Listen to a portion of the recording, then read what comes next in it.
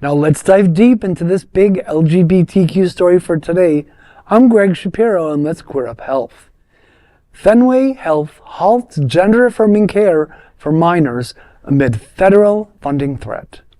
Boston's Fenway Health, one of the country's largest LGBTQ+ health providers, has stopped offering hormones and puberty blockers to transgender patients under 19, citing new federal rules tied to its funding status. The clinic said in a letter to clients that it must comply with U.S. Health Resources and Services Administration rules to keep its designation as a federally qualified health center, which allows it to provide care regardless of ability to pay.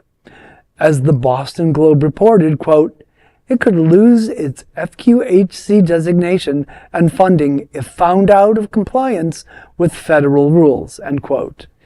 In the letter, the health provider said, quote, this change in position is a response to a shifting federal landscape that requires us to adapt in order to remain compliant, sustainable, and able to provide healthcare, support, and services to all our patients and the community.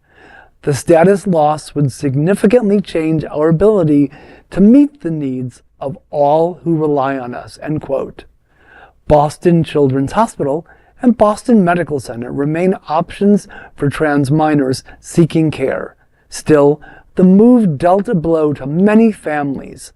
However, as Lisa Thornton, a mother who moved from Florida for her trans daughter's treatment, said, quote, we will always find a way, end quote. Well, this is yet another example of the lovely Project 2025 playbook doing everything we were warned about. We were warned.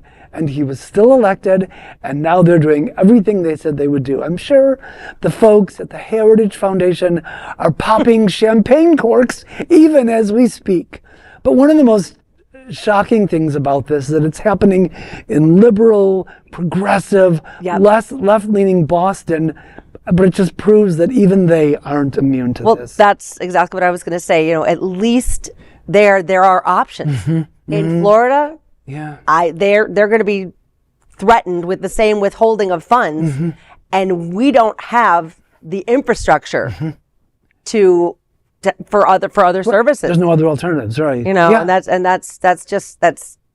that's just terrifying. Yeah, it is really. It's a very frightening time and frustrating. I'm sure. Yes. For people who just want to live their lives. Yeah, right. Get the health care they need. And puberty blockers after you turn 19, I'm assuming, are not as beneficial. Right. That's right. There's a reason that it starts earlier. Yeah. Yes. Well, that is a big LGBTQ story for today. There is no other queer nonprofit media platform like this in the entire world. Support our LGBTQ stories by subscribing and sharing Queer News Tonight.